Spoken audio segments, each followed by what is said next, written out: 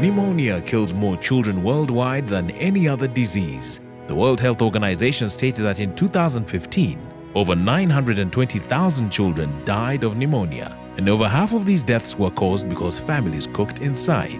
So every day, at least 2,500 children die from this preventable disease. Do not let your child be named among those children.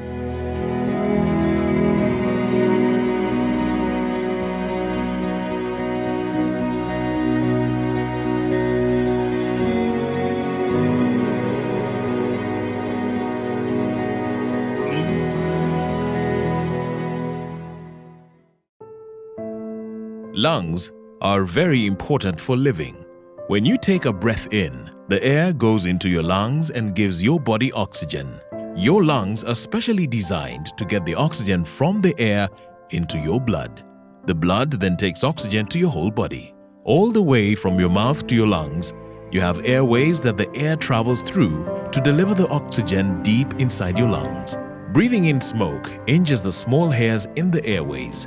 When this happens, the hairs are not able to sweep out all the dust and chemicals that are in the smoke. These chemicals can cause damage to your lungs. When this happens, germs are able to get deep inside your lungs and cause pneumonia.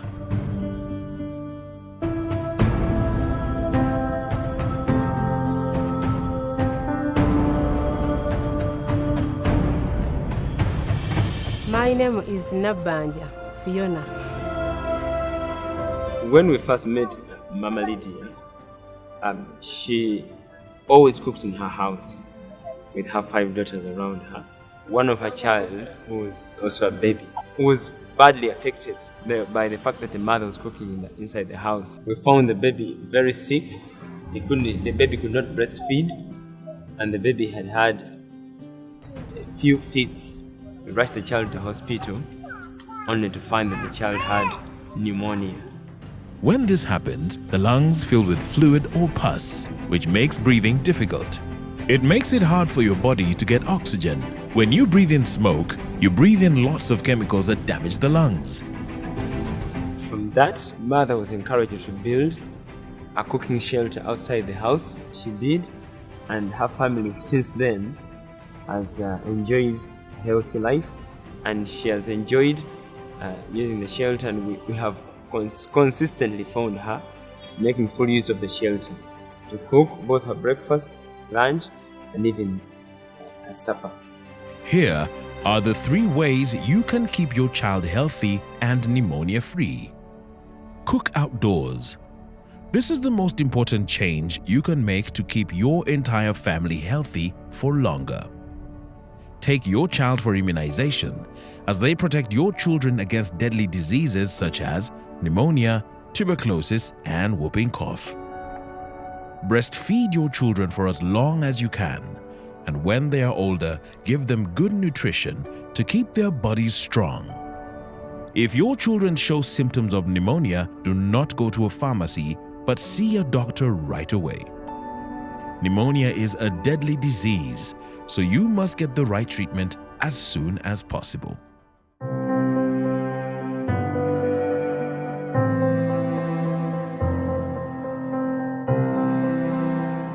I want a stop shelter so that as I'm a VHT and I'm a leader, I want also to open my 4 mamas or my 4 people in the community so that I can educate them about the dangers of cooking in the house.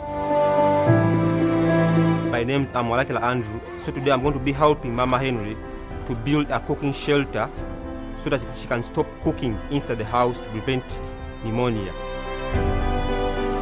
The type of stove shelter I want to build is the removable one.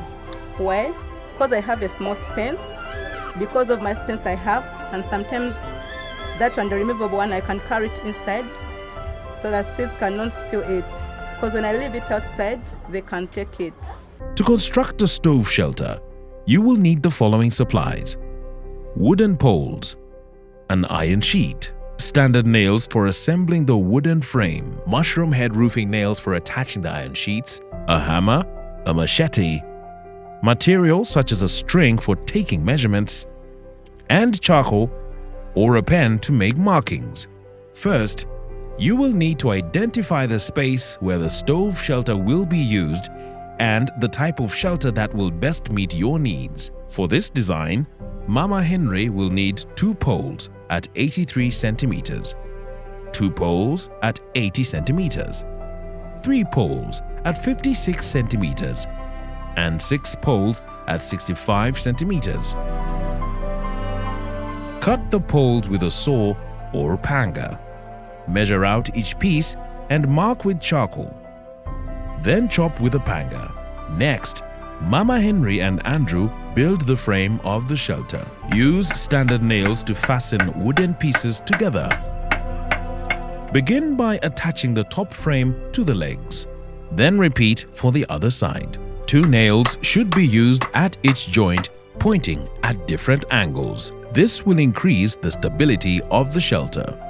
Then join the 2 sides together. These nails should be twice as long as the width of your wooden poles. Attach the supporting poles to the sides.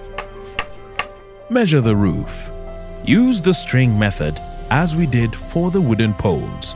You will want the roof to be a bit larger than the frame, so it can hang over to protect the shelter from the rain. Cut the roof. It is best to cut in the opposite direction of ridges of the iron sheet, making sure the rain can flow down the roof in the right direction. Carefully use the hammer to pierce the iron with the panga to cut it into the proper shape. Attach the roof. Use mushroom head roofing nails to securely attach the roof to the top of the shelter. The edges of the iron sheet are very sharp. To avoid cutting or injury, bend down the corners and hammer down the edges. From the remaining iron sheet, measure and cut small sections to attach to the sides for additional privacy and protection from wind and rain. Attach iron sheet to 2 or 3 sides of the shelter. Leave enough space between the sides and the roof for smoke to escape. But make sure it is not too much space to prevent rainwater from dripping inside your shelter. Flammable materials such as papyrus, wood, rice sacks, or plastic should not be used for the roof or sides of the shelter. These could easily create a fire. Elevate the stove on bricks or stones to protect the stove from rain and flooding. Ensure that the stove is positioned on a flat surface. Your shelter is now ready to start cooking.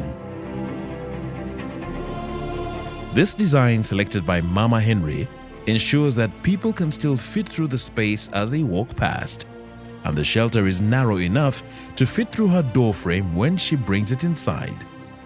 She has designed her shelter to be slightly slanted so that rainwater will run off one side of the shelter and not onto her as she prepares the food. A difference of 2 to 5 centimeters between the front and back of the shelter will accomplish this purpose.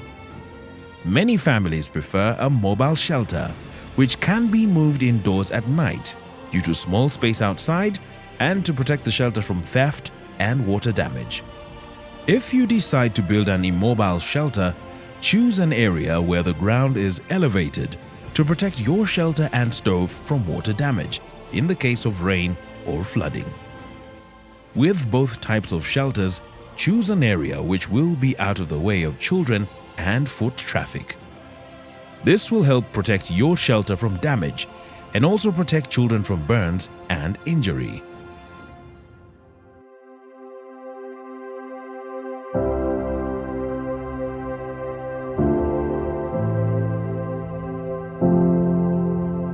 There are a few key differences between the shelter built by Mama Henry and the immobile shelter design.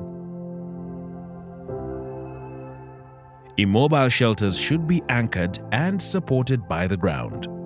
For this reason, they may use less supporting wood pieces. Dig holes in the ground with the panga. Sharpen the ends of the legs with a panga. Apply motor oil to the base of each leg. This protects the pole from insects, water damage, and rot. Insert each pole in the ground and fill in soil around it. Attach the top frame to the legs of the shelter. Attach the roof. Different outdoor spaces call for different shelter designs. Some of the benefits of shelters include protecting children from burns, protection from rain. Sides of shelter protect charcoal and allow it to burn more efficiently so that families consume less. Shelters allow families to cook outside even when it's raining. I think that it will make a difference in my life because when I'm no longer cooking in the house, it will help me. It will reduce on the diseases like pneumonia. The children can't get burnt, and even the house is cool. It can be cool, the house, and even those smokes can't get on the walls or on the clothes in the house. If a mom is sensitized about the challenges she gets when she's cooking inside, then she might get to know that I have to make sure to see the ways how I can prepare food outside by putting them shelters.